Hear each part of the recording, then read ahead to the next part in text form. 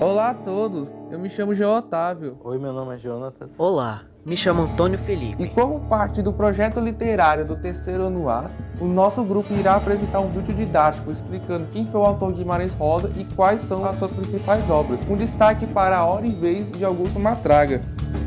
Guimarães Rosa nasceu em 1908 em Condisburgo, Minas Gerais. Desde criança demonstrava grandes curiosidades e amor pelas línguas, livros e histórias do sertão. Formou-se em medicina e, como médico, viveu de perto a realidade dos sertanejos, que depois inspiraram sua literatura. Além de médico, seguiu carreira como diplomata, representando o Brasil no exterior. Apaixonado por idiomas, falava mais de 7 línguas, e essa habilidade influenciou diretamente seu estilo literário, marcado por neologismos, regionalismos e experimentações linguísticas.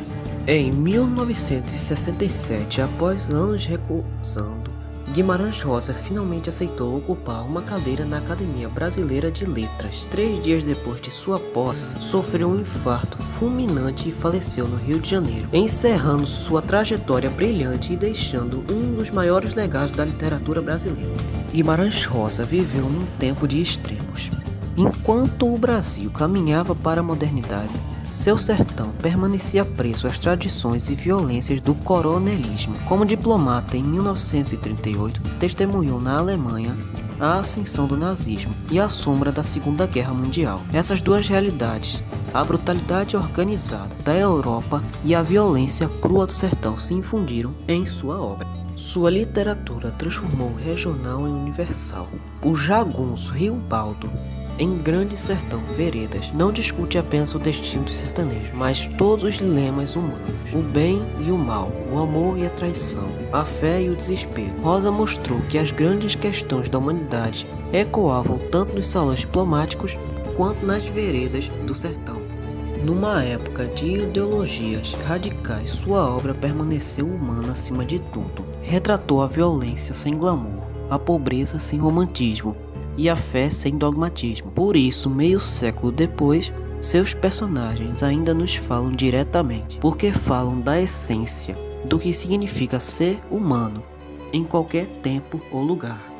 A respeito dos temas que ele retratava em suas obras, vale a pena citar 4. Sertão como universo existencial. O sertão não é só um lugar, mas um espaço simbólico que reflete as grandes questões humanas, como a solidão, a luta pela sobrevivência e a busca por sentido. A luta entre destino e livre-arbítrio. Seus personagens vivem o conflito entre aceitar o suposto fado ou tentar mudar seu caminho. Violência e redenção. A brutalidade do sertão e a possibilidade de transformação moral são centrais, com personagens que oscilam entre a crueldade e a busca por salvação, e a linguagem como expressão do mundo. Guimarães Rosa revoluciona a escrita, usando neologismo e ritmos próprios para mostrar que a fala reflete a alma e a cultura sertaneja.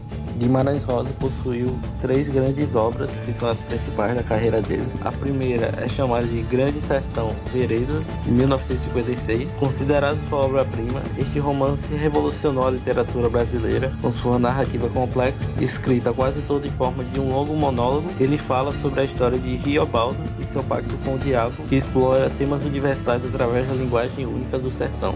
A próxima grande obra dele foi Sagarana, de 1946. É uma coletânea de contos onde se encontra A Hora e Vez de Augusto Matraga, que marca a estreia literária de Rosa. Os contos apresentam já sua maestria em transformar o regional e universal, com personagens profundos e narrativas ricas em simbolismo. E o terceiro é Corpo de Baile, também em 1956, que é dividido em 3 partes. Esta obra continua a explorar o universo sertanejo, com contos que misturam realismo e elementos fantásticos, mostrando a diversidade da criação de Guimarães Rosa. Agora iremos conhecer sobre a obra A Hora e Vez de Augusto Matraga, temática deste vídeo. A Hora e Vez de Augusto Matraga é o 9º e último conto da coletânea Sagarana, de 1946, sendo o maior destaque dentre eles. Inclusive, recebeu 2 adaptações cinematográficas, a primeira em 1965, dirigida por Roberto Santos, e a segunda em 2011, dirigida por Vinícius Coimbra, as quais foram vencedoras do Festival de Brasília do Cinema Brasileiro e do Festival do Rio. Na narrativa de A Hora e Vez de Augusto Matraga, conhecemos a história de Nhô Augusto Esteves, um rico fazendeiro dono de terras do sertão mineiro, conhecido por ser violento, cruel e autoritário. Ele explorava fortemente os seus trabalhadores, agredia as pessoas e vivia humilhando elas, incluindo a sua própria esposa, achando que era intocável e que ninguém poderia derrubá-lo. Mas um dia, essa situação começa a mudar quando a sua mulher Dionora, cansada de receber tanto abuso e violência doméstica, decide fugir junto com a sua filha com Ovidio Moura, um jovem charmoso da região que não praticava os mesmos atos de Nhô Augusto. Após um tempo, Kim Recadeiro, um dos servos de maior confiança de Nhô Augusto, avista eles fugindo e decide chamar o seu patrão para ir atrás deles. Enfurecido, Nhô Augusto monta em seu cavalo e sai à procura.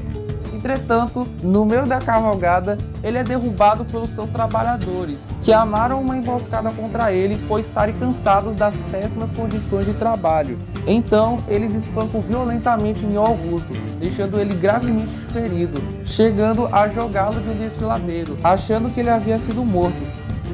Nesse instante, um casal de camponeses negros, formado por pai Serapião e dona Quitéria, encontra Nhô Augusto, caído embaixo do desfiladeiro, e decide cuidar dele durante alguns dias.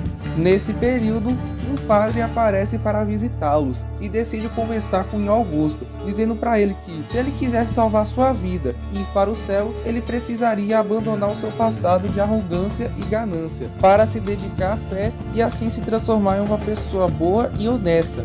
Sabendo que um dia chegaria a hora e vez de ir para o céu, Augusto embarca em uma jornada em direção a uma aldeia isolada no meio do sertão. Ao chegar lá, ele passa a endireitar sua vida, trabalhando duro, rezando e se penitenciando, vivendo afastado da sociedade, e depois de um tempo, ele finalmente aprende a ser um homem novo, humilde e cheio de fé, ajudando muitas pessoas e deixando a violência para trás.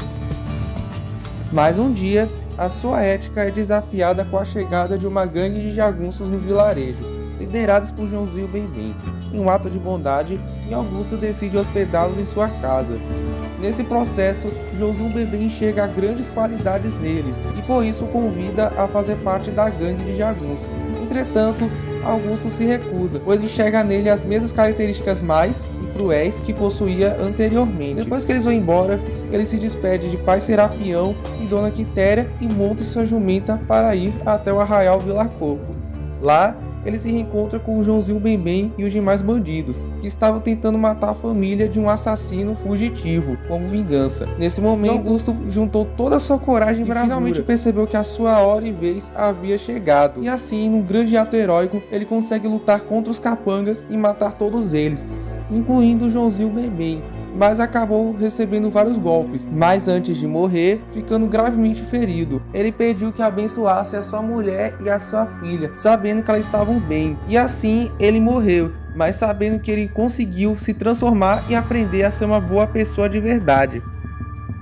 A respeito das lições e críticas que a gente pode aprender com A Hora e Vez de Augusto Matraga é de que a redenção é algo possível. Augusto Matraga, violento e orgulhoso, no final ele acaba se tornando alguém humilde após todo o seu sofrimento e consequente aceitação. Tudo tem seu tempo. A vida segue um destino, a hora e vez, como é mencionado no título, e a sabedoria está em esperar sem revolta. Críticas sociais. A violência é um ciclo sem fim. O sertão vive de vingança, mas Matraga quebra esse padrão. Religião e justiça podem ser hipócritas. Nem todos que falam em justiça agem com verdadeira moral. A respeito do estilo literário de Guimarães Rosa, ele desenvolveu a forma única de escrever e revolucionou a literatura brasileira. Ele criava neologismo, era marcada por uma inovação linguística, misturava arcaísmo com palavra regional e reinventava a sintaxe portuguesa. Sua escrita é musical, cheia de ritmo e sonoridade, como se fosse falada em vez de escrita. Embora escrevesse sobre o sertão mineiro, seus temas são universais: amor, morte, destino, redenção. Transformava o local em que falava a todos os seres humanos. Personagens complexos. Seus protagonistas nunca são figuras cheias de contradições, em busca de significado, muitas vezes de conflito entre a violência e a espiritualidade. Guimarães Rosa transformou o sertão em literatura profunda, rica, e ele não mostrou só a paisagem seca, mas as emoções, dilemas e grandezas dos sertanejos. Sua escrita inovadora, cheia de neologismos e ritmos próprios, abriu caminho para uma nova forma de contar o Brasil, valorizando nossa cultura interior e nossa linguagem popular. Mais do que um escritor, Guimarães foi um criador de mundos, com personagens fortes e cheios de contradições. Ele nos ensinou que até no sertão mais esquecido há poesia, fé, luta e grandeza. Seu legado vive cada vez que alguém lê suas palavras e sente que, por trás da seca, há sempre um universo inteiro pulsando.